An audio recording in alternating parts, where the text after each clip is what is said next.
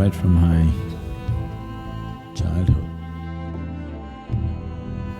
I have made many trips, many places, wild and wonderful places. But I have to say that Kailash,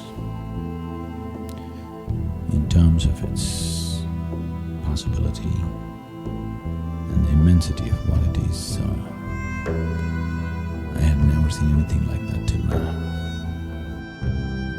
If there is some physical form in this existence that could be nearest to what we refer to as Shiva, this is it.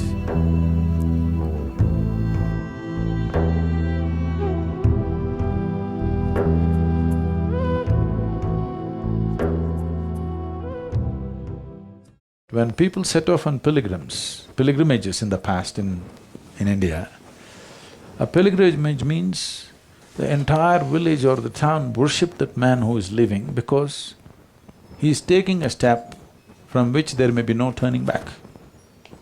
When they go on a pilgrimage, there was not even an intention of coming back. If they come back, it was considered a miracle because without any kind of modern amenities, I want you to imagine yourself going through these mountains without your down jacket, your hi-fi boots and so many things, barefoot, walking maybe with a woolen rug. It would be a different game altogether, completely different game. Nobody believed that they will come back, but still people went, not one or two, thousands of them.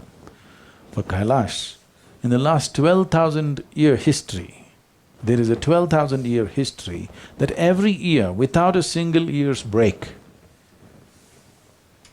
pilgrims from India have been going to Kailash walking, 12,000 years.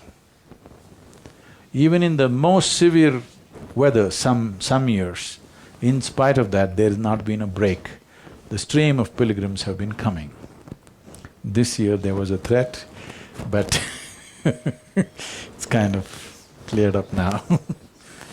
So, for these pilgrims, I want you to imagine from Chennai or Coimbatore, you set off walking to Kailash. You don't have a map, you don't have a GPS, nobody to tell you exactly where it is, but you're going. I want you to understand what kind of fire should be burning in their heart. What kind of fire should be burning in a man's heart to leave everything that he knows, all the comforts, everything that matters to him and go away somewhere, not knowing whether he will come back or not. It doesn't matter. Today we have conveniences, we have comforts, but don't miss the significance. I want you to walk like how they walked 1,000 years ago. With what kind of fire they must have walked, putting their life at stake, putting everything that they valued in their life at stake, okay? Not knowing what will happen to them, just going. When people went about chanting Shiva and walked from the southern tip of India to somewhere here, they were not trying to follow a religion. There was no religion for them. They were religionless people. They had no distinction between, oh, this is my kind of belief versus your kind of belief. They just saw the sound as a tool to hang on to. If you use the tool effectively, it'll do wonders to you.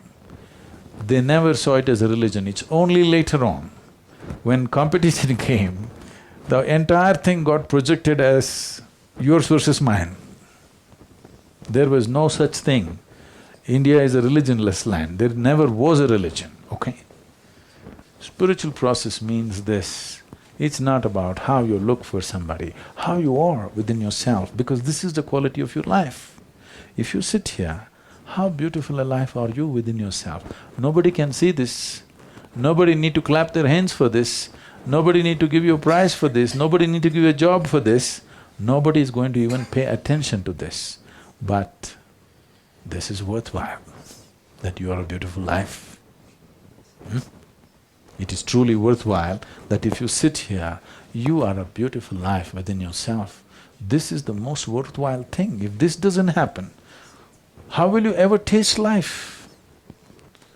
All that's happening is just psychological drama of your own thoughts and emotions endlessly. To make this happen for yourself, you must walk with the same spirit and fire as the pilgrims, right from ancient times, have done. Then you will know something which is not just the colors of life, but that which is the basis of life. When you take to Kailash, from the place where you walk, it's literally like you're walking on the body of Shiva. A being of his proportions, in many ways, has laid himself down to be walked upon. Why Kailash is held as the abode of Shiva is not because he's sitting on top of the mountain, because everything that he knew, he stored in this mountain.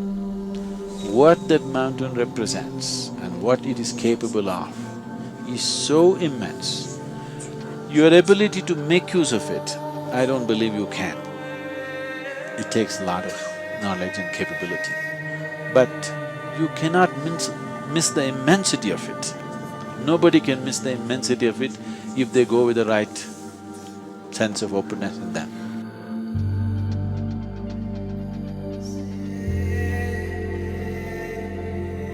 You don't have to believe anything. Belief will only disturb things. Belief will lead to imagination.